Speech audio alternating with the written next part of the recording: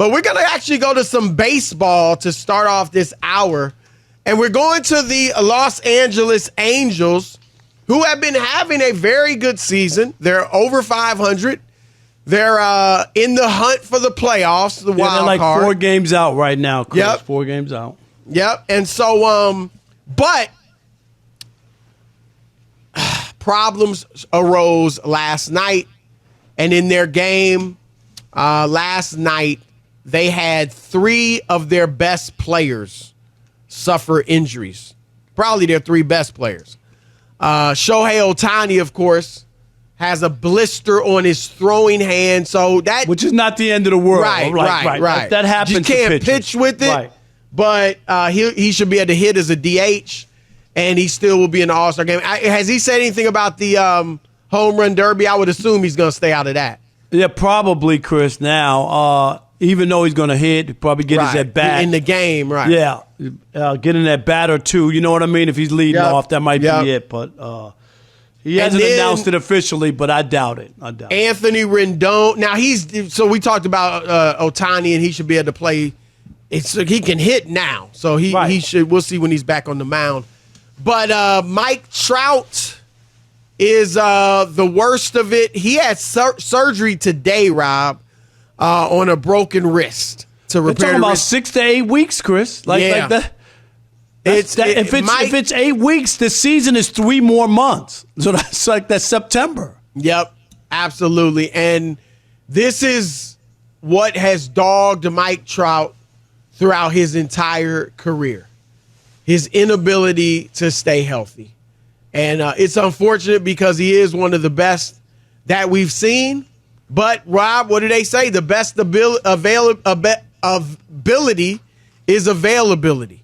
In 2021, Rob, what was the lockout year? Was that 2020? 2020. He played all 60 games. Yeah, we played 53 of those 60. 60, Yep. That's basically a whole season. The next year, though, Rob, only 36 games. Yep. That was 2021. Last year, 119. I mean, it's better than nothing. But and then this year, he had been healthy, but now he's going to miss 6 to 8 weeks. And now I saw a report on ESPN, Rob, that said 4 to 8 weeks. So I don't know if that 4 seems very optimistic. That Chris for surgery. I can't see 4 weeks. I think maybe somebody did it, and so they're using that as a gauge. But 6 to 8 is more realistic. I talked to the reporter from The Athletic, Chris, who covers the Angels, Sam Blum, who's on my podcast, which is available now, the podcast, Mike Cameron, Sam Blum from The Athletic, and he didn't sound that optimistic as like it would be 4 weeks. He sounded more like closer to 8 weeks. So all that being said, Rob, what is your take on this whole situation? I mean, if you want to start with Trout, I mean, where is Trout's 31? Chris, they owe him $1 gazillion. They can't do anything with him. No, I'm just kind of for Trout. I mean, obviously he's coming back. He's still relatively young. I'm not saying his career is obviously not career threatening. I'm just saying, can you put kind of his career to this point in some kind of perspective? Well, his first 10 years are pretty amazing. And he was healthy for the most part. And he was healthy. If you go look, Chris, if he just stays the course, finish out his career, he's a Hall of Famer. He's going to make it to the Hall of Fame. Exactly. He's already a Hall of Famer. Exactly. I mean, let's keep it real. So let's just keep it real on that. And he should be. Yeah. There's not much he can do to stop that from happening. But if I'm the Angels, Chris, and my team is 4 games out, and the next 19 games will really determine where they are, no Rendon, they got a couple other injuries other than these big guys, and no Trout, they're going south. They're 4 games out. Who knows, Chris? They might be 7 or 8 or 9 games out of the wild card in a couple of weeks, right, when the trade deadline rolls around. And if I'm the Angels, as much as fans would cry and be mad, Chris, I have to move them. And I told you I wouldn't move him unless I offered him the big contract and he told me no. Well, why not just offer him the big contract now? No, I'm saying I would do that. I would offer him the contract. To him now, right? I'm saying, and then if he says no, then I'm trying to make the best deal available. Even if he's saying no, I just want to wait till the end of the year. Nope. Like, right. I can't chance that he's going to walk. And Chris, don't get me wrong. There's not some team that's going to give me a boatload knowing that it's a crapshoot if he signs there. But what they will do if it's a contending team is if they think they have a chance to win a World Series, wouldn't you give up some prospects to get a pitcher of that caliber and hitter? Do you know what I mean? For a playoff run. If you're the Mets, you might not be able to lure them right at the end, but you're trying to correct your offense, which can't get going, and you need another pitcher to go with Verlander and Scherzer. Hey, take my top 3 prospects. Well, just take them. I would say this. If I'm a team and I'm going to trade for him, because look, Rob, he might be willing to give the go-ahead to another team. He just might not be willing to do that. I'm talking about signing a contract, right, long with the term. Angels. Right. He just might not be willing to do it with the Angels because of their history. They haven't made the playoffs since 2014, I believe. It's been a while, and they won the championship in 2002. It's been that's over 20 years. And he's been here, Rob, for the years when Trout hasn't been able to stay healthy. And so maybe he's like, I don't know. I just want to see. But whereas if the Mets or the Yankees or the Dodgers or some other team that, has been handling their business. I can't say the Mets have been handling their business, but, a big market team and all that.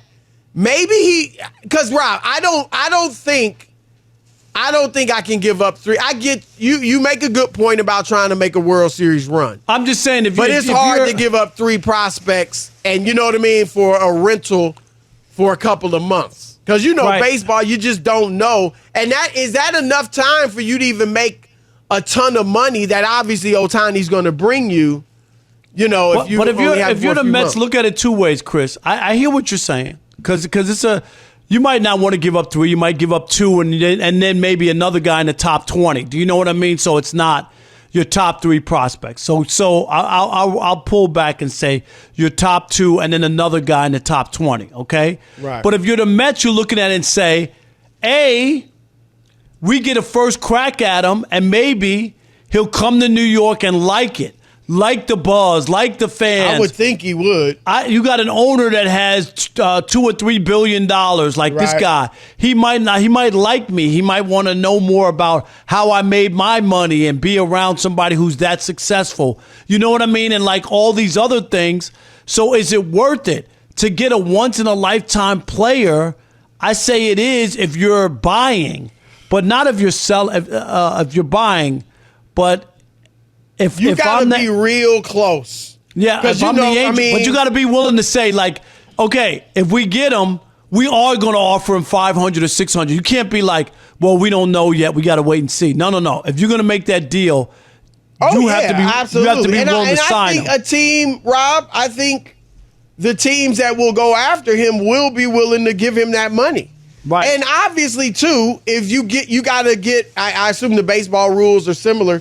They'd have to get permission, right, to speak to him. Like if they agree to terms or are going down that road with the Angels, right, they could get permission to talk with him, right? Right, to say we want to get it. We want to get a deal done now. Yes. Like, are you willing to sign this? And how likely are you to sign with us if he says, I do want to wait till the end? I mean, I gotta be honest, that would give me a lot of pause. Yeah, if he says I want to be on the West Coast and it doesn't matter. Well, of course, right? Yeah, I want to play on the West Coast. I would not do an absolute rental where you're losing him. Right.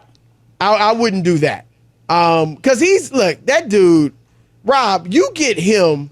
Obviously, there's just the baseball ability, right, which is going to be terrific. But Rob, your team, especially if it's a Boston, a St. Louis, a San Francisco Giants, the Dodgers, the Yankees, the Mets, like Rob, Atlanta. I mean, any of these, he is going to be. And I'm not. You know me, Rob. I am not a Yankees homer. No, I know that. I'm not you from think New he York. should be there? I know. I just feel like, man, this dude needs to be in New York. That's what I feel. because he is that. I think he's the best I've ever seen. He's not the GOAT. Got a long way, a lot of things to accomplish before you can say that. But I think he's the best player I've ever seen, and I think the best player we've ever seen, all of us have ever seen. Because we've never seen anybody be do on the this. big stage. Right. And I think he should be on the big stage. But the biggest stage, I should say. But I'm going to say, Chris, if they start to tank and go the other way, I'm not holding on to him to just live in the past and be like, oh, I don't want to be the general manager who traded Otani. That you don't want to be the one to let him walk away for nothing, right? For zero, for nothing, right? I feel you. I totally agree. Like, make him the offer now, and I assume, Rob, he would not sign it, right? And then you just trade him. We talk about it all the time. Juan Soto, when the Nationals, Chris, they had their guy. Yep. They offered him $440 million, just shy of $500 million. He said no, he didn't want that deal. And what'd they do? They traded him like the next day. Like, okay. Yep. That's what you have to do.